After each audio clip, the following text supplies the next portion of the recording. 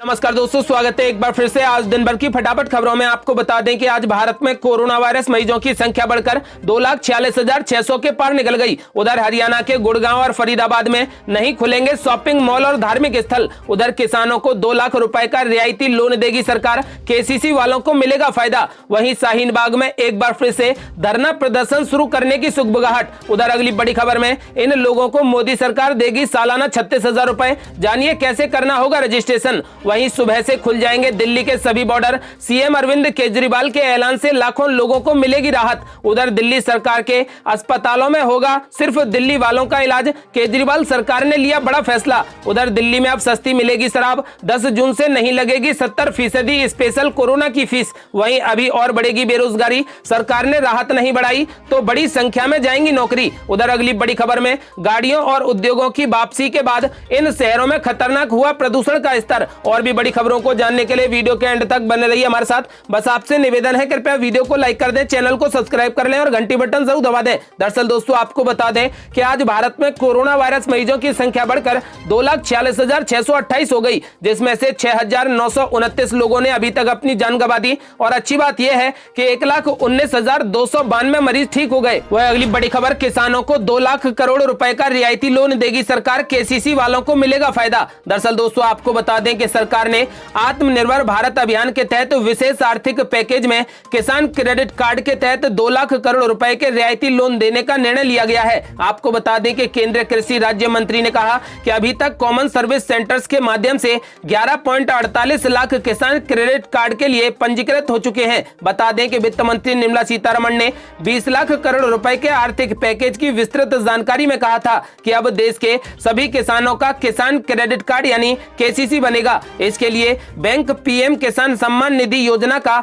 भी डाटा इस्तेमाल करेंगे। आपको बता दें कि मोदी सरकार ने देश के कुछ किसानों के लिए किसान क्रेडिट कार्ड पर बिना गारंटी लोन देने की सीमा बढ़ाकर 3 लाख रुपए कर दिया है, जबकि यह पहले 1.60 लाख रुपए थी। आपको बता दें कि इससे लोन लेना आसान हो जाएगा, लेकिन यह सुविधा सबको नहीं मिलेगी। जिन किसानों का दूध सीधे तौर पर मिल्क यूनियनों द्वारा खरीदा जाता है, उन्हीं को यह फायदा मिलेगा। आपको बता दें कि इससे दुग्ध संघों से जुड़े डेयरी किसानों के लिए सस्ते दर पर पैसे की उपलब्धता होगी और बैंकों को कर्ज चुकता होने का आश्वासन भी मिलेगा। वह अगली बड़ी खबर, हरियाणा के गुड़गांव और फरीदाबाद में नहीं खुलेंगे शॉपिंग मॉल और धार्मिक स्थल। दरअसल दोस्तों आपको बता दें कि कोरोना वायरस के संक्रमण को रोकने के लिए हरियाणा में लॉकडाउन के प्रत्येक चरण में नियमों का सख्ती से पालन किया गया। वहीं अब अनलॉक 1 में लॉकडाउन में ढील दी जा रही है। इसके तहत देश के कई स्थानों में 8 जून से पूजा और धार्मिक स्थलों को खोले जाने की बात कही गई थी। आपको बता दें कि ऐसे में हरियाणा के गृह मंत्री अनिल विज ने शनिवार को कहा कि गुड़गांव और फरीदाबाद जिलों में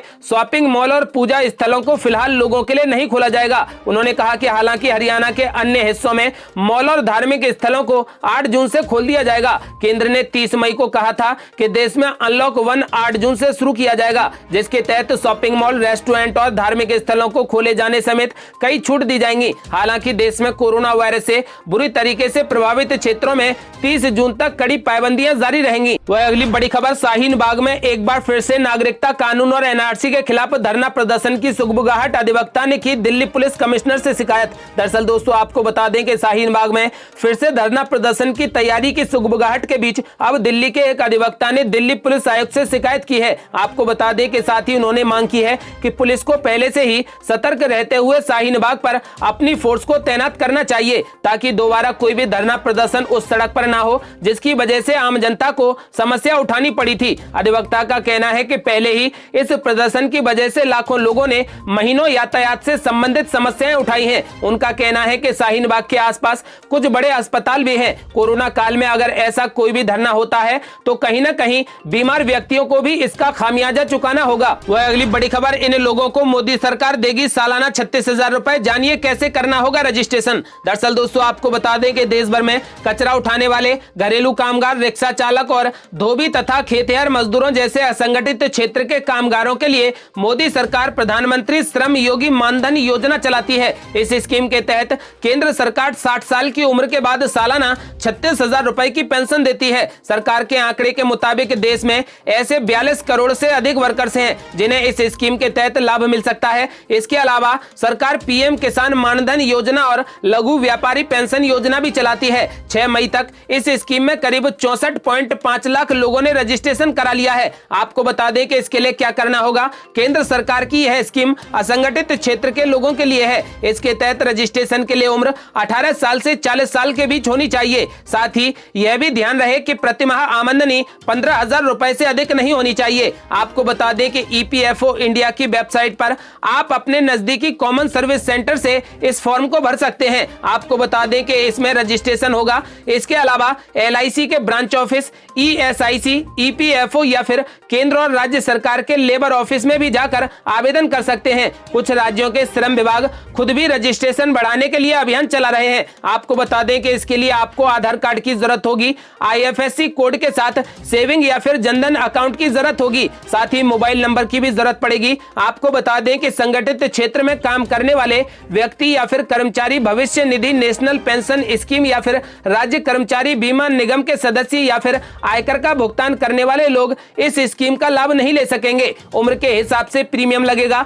अगर कोई भी 18 साल की उम्र में स्कीम से जुड़ता है तो उसे 55 रुपए प्रति माह जमा करना होगा। 29 साल की उम्र में जुड़ता है तो 100 रुपए और 40 साल के श्रमिक को 200 रुपए देना होगा। आपको बता दें कि यह अधिकतम प्रीमियम है। आपको यह रकम 60 साल की उम्र तक जमा करनी होगी। आप जितना भी प्रीमियम जमा करेंगे उतना ही सरकार भी आपके नाम से उतना ही जमा करेगी। वह अगली बड़ी खबर, सुबह से खुल जाएंगे दिल्ली के बॉर्डर। CM अरविंद केजरीवाल के ऐलान से लाखों लोगों को मिलेगी राहत। दरअसल दोस्तों आपको बता दें कि अनलॉक 1.0 के तहत दिल्ली के सभी बॉर्डर सोमवार सुबह से खुल जाएंगे। यह ऐलान दिल्ली के CM अरविंद केजरीवाल ने किया। गौरतलब है कि बीते एक हफ्ते से बॉर्डर सील हैं। यूपी और हरियाणा की सीमाओं को पूरे तरीके से सील कर दिया गया है। बाहर से आने वाले ही नहीं बल्कि एक राज्य से दूसरे राज्य में नौकरी के लिए जाने वालों को भी खासी परेशानियों का सामना करना पड़ रहा है। हर रोज सुबह बॉर्डर पर लंबा जाम लग जाता है। आपको बता दें कि जनता और ड्यूटी पर तैनात पुलिस वालों की नोकझोंक होती रहती है, लेकिन सोमवार से सभी बॉर्डर खुल जाने के बाद अब दिल्ली NCR वालों को भी राहत मिलेगी। आपको बता दें कि जब से लॉकडाउन में छूट मिली है तब से सड़कों पर वाहनों का रेला लगना शुरू हो गया है। खासकर दिल्ली NCR में सड़क पर जाम की स्थिति कुछ ज्यादा ही उत्पन्न हो गई है। इस बीच CM केजरीवाल द्वारा 1 जून को किए गए ऐलान के बाद दिल्ली के बॉर्डर को एक बार फिर से सील कर दिया गया था, जिसकी वजह से दिल्ली आने और जाने वालों को काफी दिक्कत का सामना करना पड़ रहा है। ऐसे में दिल्ली सरकार के बॉर्डर सील करने के फैसले को हाई कोर्ट में चुनौती दी गई थी। आपको बता दें कि लेकिन अब सोमवार सुबह से ये सभी बॉर्डर खुल जाएंगे। वह अगली बड़ी खबर, शिवसेना को रास नहीं आ रहा एक्टर सोनू सूद का हेल्पिंग नेचर। संजय राउत ने प्रवासी मजदूरों की मदद करने पर उठाए सवाल। दरअसल दोस्तों आपको बता दें कि एक्टर सोनू सूद लगातार प्रवासी मजदूरों और कामगारों की मदद कर रहे हैं। इसके लिए हर कोई उनकी तारीफें कर रहा है, लेकिन शिवसेना ने एक्टर के इस काम पर सवाल उठा दिए हैं। शिवसेना ने सोनू सूद पर निशाना साधते हुए कहा कि सोनू सूद बहुत ही जल्द प्रधानमंत्री नरेंद्र मोदी से मिलेंगे और मुंबई के सेलिब्रिटी मैनेजर बनेंगे। शिवसेना के मुखपत्र सामना में शिवसेना नेता संजय राउत ने उन्हें तंजबरे लहजे से महात्मा कहा है। सामना में संजय राउत ने सवाल उठाया कि सोनू सूद कोरोना वायरस के चलते अचानक से लॉकडाउन में सामने आए हैं। उन्होंने लिखा कि एक्टर ने लाखों प्रवासियों को उनके गृह राज्य भेजा और महाराष्ट्र के राज्यपाल उनके काम के लिए महात्मा सूद कहते हैं। संजय राउत ने कहा कि केंद्र और राज्य सरकार कुछ नहीं कर पा रही, जबकि लॉकडाउन के बीच सोनू सूद को बसें कहां से मिल रही हैं। आपको बता दें कि संजय राउत तो फिर रेस्क्यू ऑपरेशन पर सवाल उठाया है। उन्होंने कहा कि अगर राज्य प्रवासी मजदूरों और कामगारों को राज्य में प्रवेश की अनुमति नहीं दे रहे तो फिर ये लोग कहां जा रहे हैं। आपको बता दें कि सोनू सूद 31 मई को महाराष्ट्र के राज्यपाल भगत सिंह कोश्यारी से राजभवन में मिले थे। उन्होंने प्रवासी कामगारों के घर पहुंचाने के लिए मदद पर चर्चा की। आपको बता दें कि भगत सिंह कोश्यारी ने सोनू सूद के प्रयासों की तारीफें की थी और उनका पूरा समर्थन करने की बात कही थी, लेकिन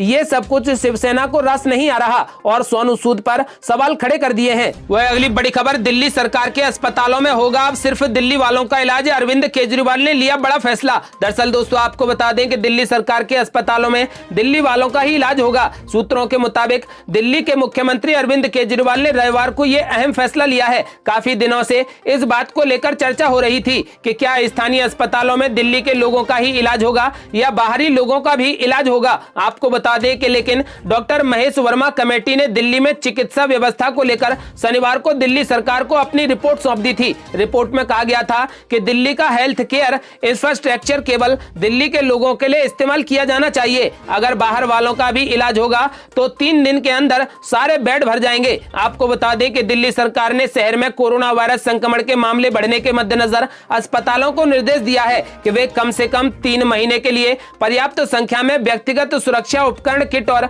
ऑक्सीजन मास्क जैसे चिकित्सीय उपकरण खरीद कर रखें। आपको बता दें कि अब आदेश दिया गया है कि दिल्ली में सिर्फ दिल्ली वालों का ही इलाज होगा। किसी भी बाहरी राज्य का यानी बाहरी राज्य के व्यक्ति का कोई भी इलाज दिल्ली के अंदर नहीं होगा। अरविंद केजरीवाल ने बड़ा फैसला लिया है कि दिल्ली में सिर्फ दिल्ली वालों का ही इलाज किया जाए। वही मौसम अपडेट स्काईमेट वेदर के अनुसार अगले 24 घंटों के दौरान पूर्वोत्तर भारत, अंडमान व निकोबार द्वीप समूह, केरल और दक्षिणी तमिलनाडु में हल्की से मध्यम बारिश जारी रहने की उम्मीद है। कुछ स्थानों पर भारी वर्षा का भी अनुमान है। पश्चिमी हिमालय, पंजाब, कोंकण और गोवा, गुजरात क्षेत्र, दक्षिण पश्चिमी मध्य प्रदेश और दक्षिणी राजस्थान में कई जगहों पर हल्की से मध्यम बारिश हो सकती है। इन भागों में 1-2 स्थानों पर तेज बौछारें गिर सकती हैं। उप हिमालय, पश्चिम बंगाल, सिक्किम, आंतरिक महाराष्ट्र, उत्तर राजस्थान और हरियाणा के कुछ हिस्सों और पश्चिमी उत्तर प्रदेश के कुछ भागों में गर्जना के साथ हल्की वर्षा हो सकती है। ये थी अब तक की बेहद बड़ी खबरें। यदि आप भी चाहते हैं कि भारत कोरोना मुक्त हो जाए तो इस वीडियो को लाइक करें, चैनल को सब्सक्राइब करें और घंटी बटन जरूर दबा दें। साथ ही इस वीडियो को ज्यादा से ज्यादा शेयर जरूर करें।